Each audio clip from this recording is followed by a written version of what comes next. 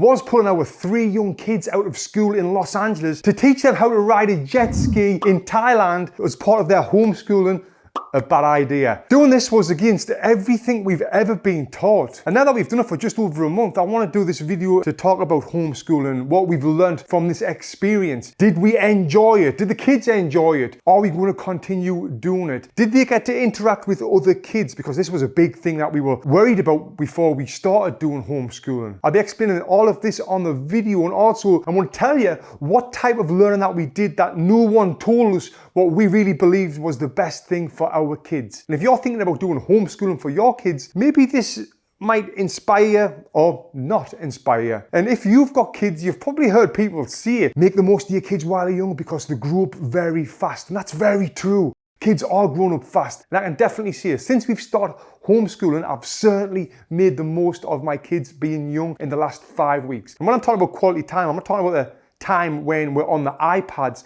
giving them the school curriculum. This is what they were doing like 5 days a week. No, because that right there for me wasn't quality time I was spending with the kids. I'm talking about the other stuff that we did with our homeschooling. On the iPad, for me, that was kind of the opposite of quality time. It was pretty hard. But the other stuff, I can hand on my heart say that the last 5 weeks, I've spent the best quality time with my children in all the time since they've been born. Now, this homeschooling thing all started because my wife and I, who are passionate about traveling, we wanted to travel, and we thought we're going to have to wait until the kids are grown up and left home when we're 60 years old, and then we can go and travel the world. Now that we're 62 years old and the kids have left school, shall we go and travel the world now?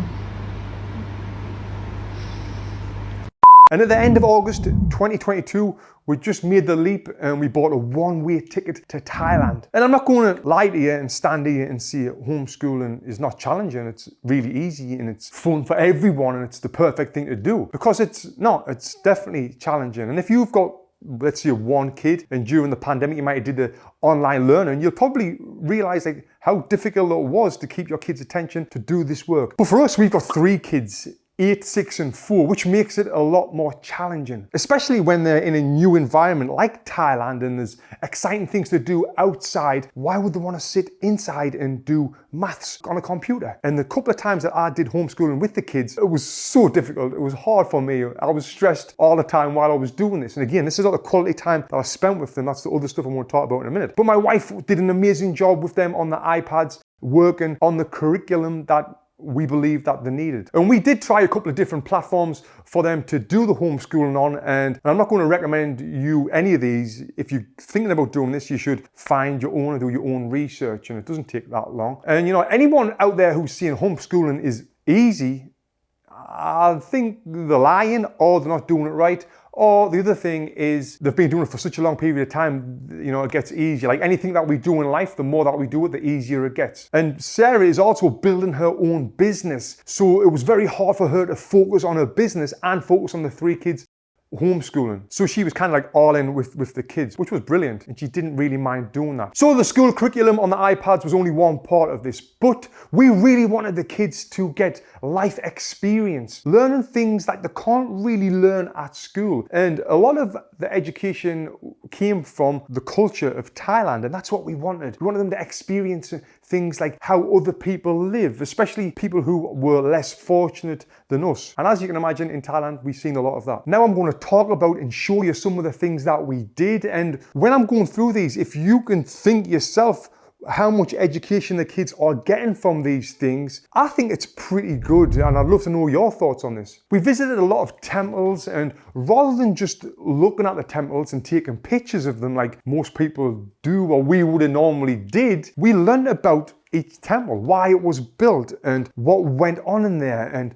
what the religion people might have believed in that temple. Then we went to places like an elephant sanctuary where we fed elephants and learned about why the elephants were adopted, and they got a ton of different facts and learned so much about elephants. And as you can imagine, they loved doing this. Now, everything that we learned on this elephant sanctuary, you can learn all of this in a book or by watching a video. But when you get the chance to be up close to an elephant and feeding them watermelons, I believe this makes the learning experience a lot more fun and real. And if you're having fun while you're learning it, I think it makes you enjoy the learning a lot more. And another thing with the education, we wanted to show them and have them experience different environments. In school, you're in a classroom all day or in the break yard. But with this sort of learning, yeah, environment is a big thing. So one day we went to a huge waterfall in nature and they got to explore that waterfall, get in the water, go around, explore the forests where it was and learn all about waterfalls. Another environment we went to was a packed street full of masseuses, loads of women asking us,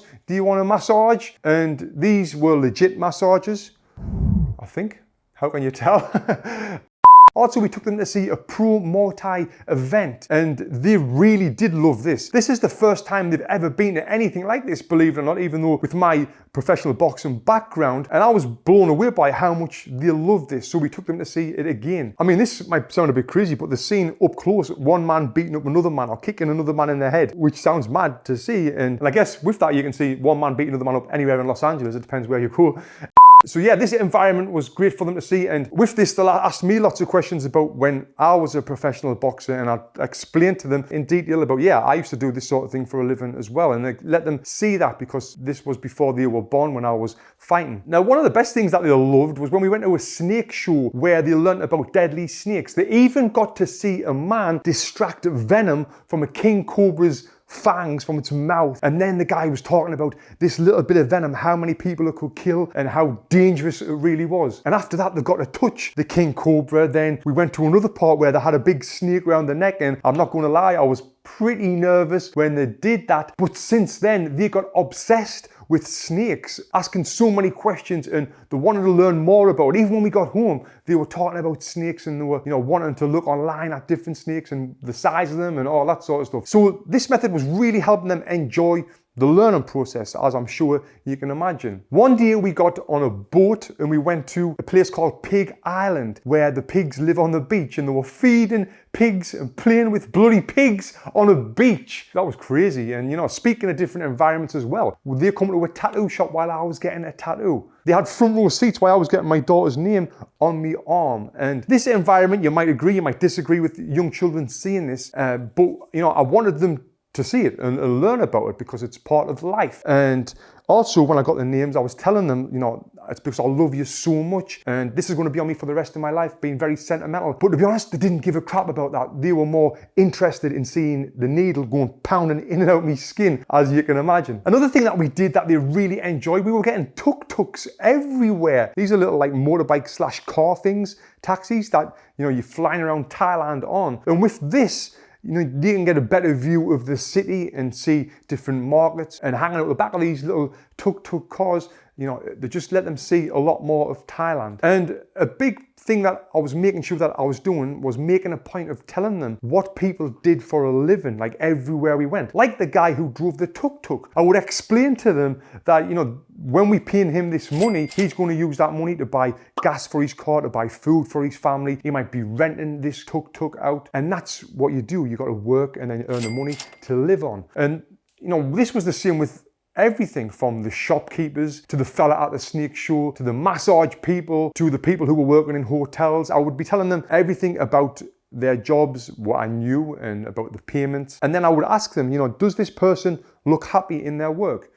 If the person's not happy, what do you think they should do? Should they get another job? Can they get another job? And that led us down the line of talking about the most important thing in life, which is happiness. And that's what we all striving to get, right? We all want to be happy. I think your work life is a big part of that. They also did Jujitsu a couple of times a week, and this is priceless education, which I think no matter where you are in the world, who you are, everyone should be doing Jujitsu. I think it's one of the best forms of self-defense that you can do. Having kids do that was amazing. Also, we finally found a gymnastics gym where they could go, and they've done that a few times a week. And yes, I taught them how to ride a jet ski, which you can imagine they absolutely love this. And you might be thinking, well, you can't be comparing riding a jet ski with school.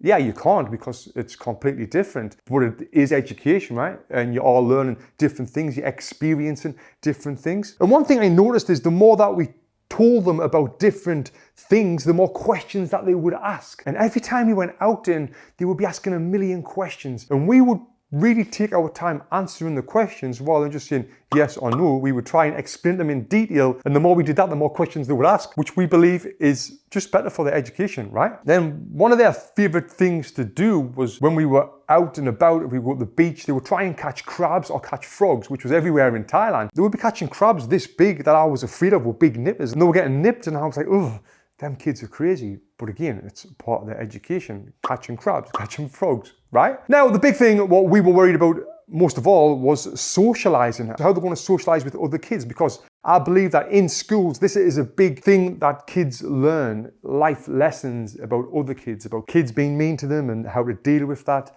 I kind of think that is a good thing. It can be a bad thing as well, I get that. But the interaction with kids was a big thing that we were afraid of. And for the first few weeks while we were in Thailand, we were trying to find different places to stay to be able to find the right place where they could be around kids, which was pretty difficult. But one great thing about having 3 kids similar ages, kind of, is they play with each other all the time. So they've always got someone to talk to and play with. We did finally find a resort that we stayed on that had lots of kids there and they were playing with them all the time. So that we were happy when we found that. And another thing was when they were in Jujitsu or gymnastics, they were around other kids, but they weren't around them enough to build the relationships that I feel is quite important when you are a child growing up. And if I could pick one thing that I don't like about homeschooling the most, I probably would say it is not being around the group of kids that they kind of need to be. But again, we're learning. It's been 5 weeks and we can get better at this and learning more things about this and being more aware of it. Because again, it's all brand new to us. Now, before I tell you what the future holds for us moving forward with the kids homeschooling, are we going to stay or are we not? I just want to break down for you exactly what we did through the day to make it a little bit more easier for you. The schoolwork that we did on the iPads, we did 4 to 6 subjects, 20 minutes on each one with a 10-minute break in between. On that 10-minute break, we'll be outside running wild, as you can imagine kids are. But for the 20 minutes that we're working on one subject, they were working on that subject. Now, I understand that in school, they're there for a lot longer, but when they're in school for, 6 or 7 hours, that time spent is not time spent learning. So yes, our time in our homeschool was a lot less, but it was more condensed into quality work, I believe. And then, like I mentioned, after the school, we would do something in the afternoon where we'd go to a temple or go to the elephant sanctuary, or we would go to the beach and learn about how to pick coconuts out of a palm tree, doing different things like that. Then on an evening time, we'd have them write in their journal about what they did that day, what they learned that day. Now, I'm not going to lie, we were pretty inconsistent with that because it was very tough to get them to write in there and focus. Sometimes we'd forget and we weren't as dedicated as we wanted to be in the future. Now, I just want to say, by no means have we got this figured out, which it might seem like we have from this video. Now, my recommendations to you, if you're thinking about homeschooling, is, other than subscribe to this channel and turn on your bell notifications so you don't miss another video when I do a follow-up video to this one, make sure you definitely subscribe. Yeah, my recommendations is do what you think is right. There's no right answer. There's no wrong answer. People are used to doing what people are used to doing. They do the same thing over and over again. Going against the grain is tough, it's difficult, it might not be the right thing to do, it might be the right thing to do, but one thing I know is if you never do it and never try it, you will never know if it was the right thing to do. So there's only you can decide whether you want to do it. I would recommend it because you only live once, and if worst comes to worst and it doesn't go the way you wanted it to work, guess what you can do? You can go back to the way things were anytime you want. Now, you should definitely watch this video here where I tell you exactly why we started homeschooling. Click here and watch this video next.